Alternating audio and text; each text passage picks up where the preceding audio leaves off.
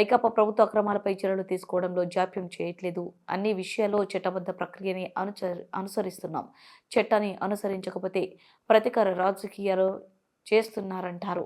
వైకాపా నేతలు అక్రమ మద్యం, ఇసుక ల్యాండ్ మాఫియాలపై చర్యలు తీసుకున్నామని ఎన్నికల సమయంలో తెదేపా, భాజపా, జనసేన సంయుక్తంగా చెప్పాయి.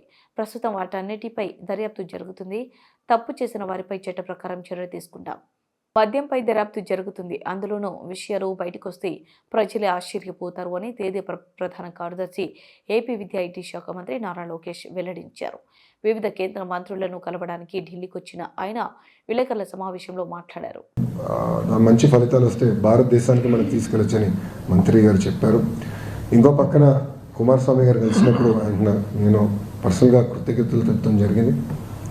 ఎందుకంటే ఇక్కడ చాలామంది ఎంపీలు మేము అందరం కలిసికట్టుగా గత 8 నెలలుగా చాలా కష్టపడ్డాం.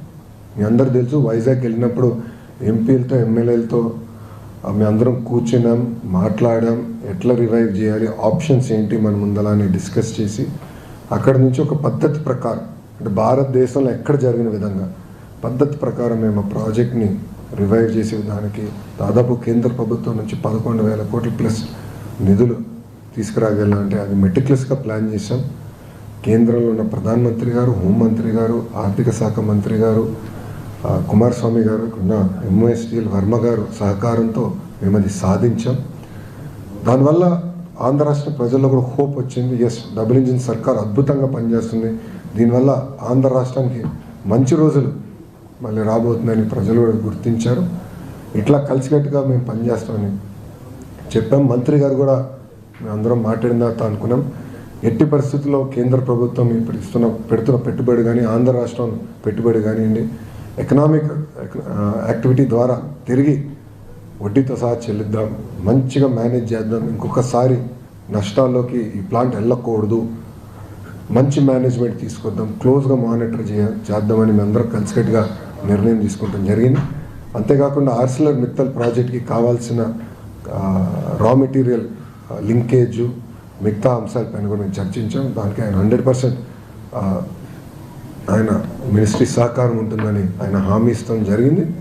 త్వరలోనే ఆ ప్రాజెక్ట్ కూడా భూమి పూజేద్దామని మంత్రి గారు చెప్తాం జరిగింది. వైజాగ్ స్టీల్ విషయంలో, ఆర్సిలర్ మిట్టల్ రెండింటి విషయంలో ఒకటి వైజాగ్ స్టీల్ ప్రైవేట్ పరం కావద్దు అనేటువంటి నమ్మకం మాకు ఇంకా కలగట్లేదు. ప్రైమ్ మినిస్టర్ చెప్తే తప్ప మేము నమ్మమని చెప్పంటున్నారు. ఇంకొకటి ఎవరు అంటున్నారు? ఒక్క నిమిషం అండి, ఎవరు అంటున్నారన్న ఇప్పుడు నేను ఒకటి ఎవరు హీరో నలుగురు చెప్పిన దానికి మీరు నన్ను ప్రశ్నిస్తే ఎట్లా అండి? ఏ కార్మికులతో వచ్చి కలిసారు, అందరు సంతోషంగా ఉన్నారు, రివైవ్ చేసాం. అరే, స్టీల్ మినిస్టర్ వచ్చి ఇంకా ప్రైవేటీకరణ చేయమని చెప్తే ఇంకేం కావాలండి? నాకు అర్థం. కేంద్ర ప్రభుత్వం, రాష్ట్ర ప్రభుత్వం కలిసి దాదాపు 13,000 కోట్ల ప్లస్ మేము పెట్టుబడులు పెడుతున్నాం. ఎవరి కోసం పెడుతున్నాం? ఆంధ్ర రాష్ట్ర ప్రజల కోసం పెడుతున్నాం, స్టీల్ ఫ్యాక్టరీని కాపాడుకునేదానికి పెడుతున్నాం, కార్మికుల కోసం పెడుతున్నాం. ఇంకెందుకు డౌట్ అండి? ఆర్సిలర్ మిత్తల్